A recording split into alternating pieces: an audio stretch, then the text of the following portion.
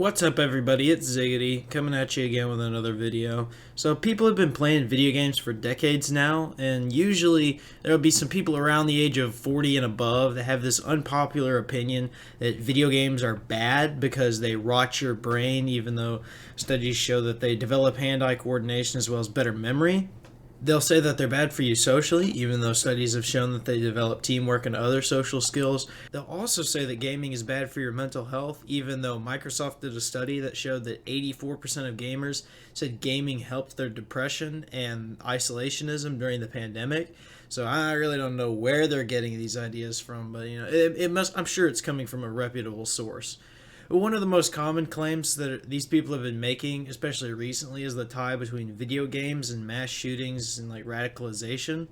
Like even President Trump said that video games glorifying violence was one of the causes of the Parkland shooting down in Florida, which was a terrible shooting back in 2018, I think. And a lot of other news outlets have also made the claim that video games with content that has political ideas in it could lead to gamers being more radical and accepting of these ideas. So the next Call of Duty game has been nicknamed Vanguard. Not a lot is known about it yet. I think it's supposed to be released either this year or next year, but it's supposed to be similar to Call of Duty World War II. It's just going to be another World War II shooter, just kind of run-of-the-mill Call of Duty.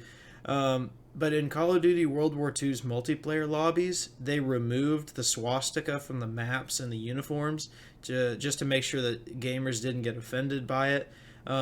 This is not going to be the case in Vanguard. It's reported that game developers are going to try and make this game a little bit more historically accurate and will probably include emblems like the swastika in maps and probably on character uniforms as well. When this game is released, I can already picture it. There's going to be a Karen uprising in an attempt to try and just demonize this game for its inclusion of such offensive and dangerous symbols. Because my little Timmy played your game, and now he might become a Nazi. As if it's like a disease that you can get just from playing a game. Or it's like that movie The Ring, you have 7 days until you hate Jews after you play your first multiplayer game. But here's my opinion on the whole deal. I have never played a game and felt like I wanted to just go blow up a building. That's just not how games work.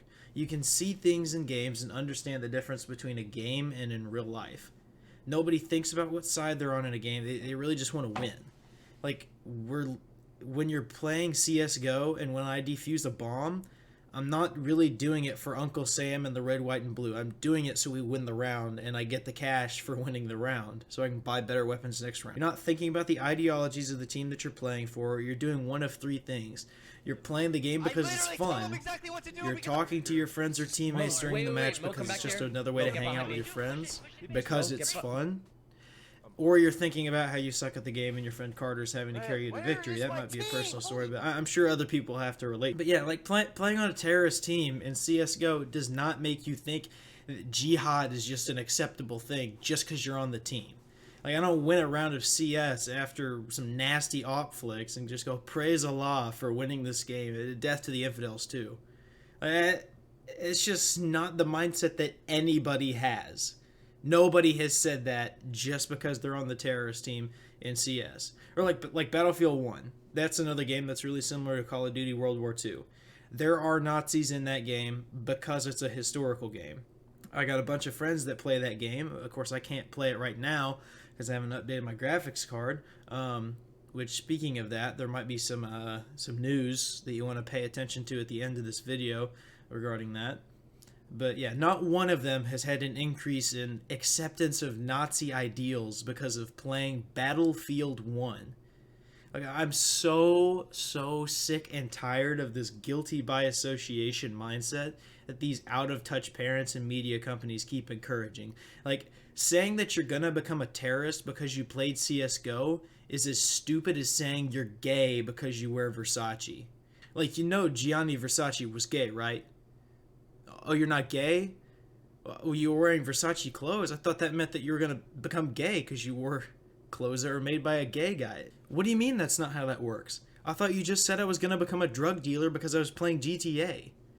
Say that they are right. Say that video games can cause violence and can politically radicalize you just through playing a game. So does that mean that literally any movie that has violent content has the same effect? Like, what about news outlets too? They also depict a lot of bad stuff. So on like the nightly news talking about murder and robberies and rapists and stuff, is that the solution? Do we just get rid of all movies and all news channels and all of that stuff?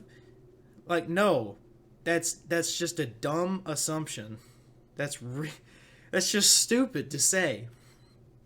Like, so it's obviously not true. But like, if they can sit there and say the line is at video games, like TV shows, movies, and news stations, no, it doesn't work like that. But video games, that's the problem. It's those darn video games that these kids are playing. Like, if that's true, then prove it. Because I have not seen one study that has been able to accurately prove that video games can cause violence and political radicalization. Now, of course, if someone comes out with a study later that proves it, and I read it and I'm like, okay, yeah, this is factual, this is peer-reviewed, and this is an accurate study, then my opinion will change. But as of today, haven't seen anything yet. So my opinion stands. The other thing that I wanted to mention about especially like World War II games is historical context. Historical context is important in games because they are a reminder of what happened. So you can't really selectively show history because this changes the way that the history is seen. Like there was this dude over in Great Britain that was talking about how we need to stop teaching World War II in schools because it's bad for kids' mental health. So hold on, let me find the clip and I'll play it. To fight fascism, to fight tyranny, people who wanted to take away people's right to freedom, to the vote, to the franchise. That's why people should know about the Second World War, the First World War, the conflicts that have taken place, and the fight for freedom that you and I enjoy. And I totally get that, but I don't think it needs to be put in such a young way to young children, like mentally, in their mental health, to be told that this certain amount of people died for you. I think it's a lot of... You mustn't exaggerate. I mean, no, I don't think I am exaggerating. I remember learning in it as a child. We can't my God, it's so intense. Children need to know that it's a dangerous world out there. Of course they need to know, but I don't think... that crossing the road is sometimes dangerous. Of course. They need to know that if they get too fat, there are obesity issues now. But of course, but mental health is on the rise completely. And I don't think encouraging death or telling people how many people died in a world war is going to help someone in the future. You were saying you think there are more tangible... I mean, I kind of understand what he's saying, but at the same time, I know that the reason we teach World War II in schools isn't to hurt students' mental health. It's to make sure that students learn about the horrible things that happen in history. And they are horrible. I'm sure it can have a negative effect on someone's mental health or have a certain shock value to it when they're sitting in a classroom watching a video that was taken of a bunch of concentration camp victims. They're like emaciated, tortured bodies. I'm sure that that's going to have some shock value to it. Like if you can just sit through that and watch that and not feel some kind of emotion, then there's something else wrong with you. Like there's this quote that says those who don't learn from their history are doomed to repeat it. I don't really think that we want a Hitler 2 Electric Boogaloo situation on our hands, but like say we just got rid of all concentration camps from like games, TV, books, movies, everything. So just get rid of it all because it's bad for people's mental health. Nobody would really understand how bad the Nazis really were because you got rid of the worst part of the party. So you chose comfort over truth. And if anything, I would say that the censorship of those bad spots in history would make these ideas more acceptable. So the Nazi Party would no longer be about a pure Aryan race. It's just about a strong central government and a strong military. Because you wanted to be comfortable, you got rid of the whole no more Jews thing. And like I can understand that these symbols can be seen as offensive, but like it's your wallet, it's your Steam account. If you don't like it, you don't have to play.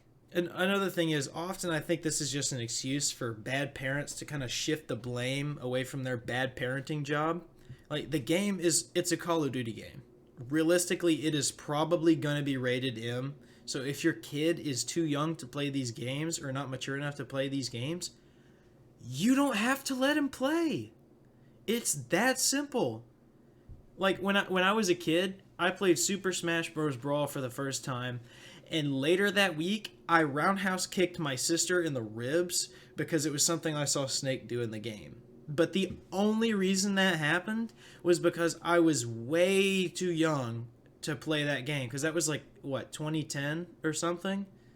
So I hadn't really developed the maturity to understand that there is a difference between video games and real life, like what you can do in a video game and what you can do in real life. If you are gullible enough or not mature enough or I don't know what, to the point that video games are enough to impact your political ideas in a significant way, or enough to make you think that, oh, well, I played the mission No Russian, so I think it's okay to go shoot up an airport.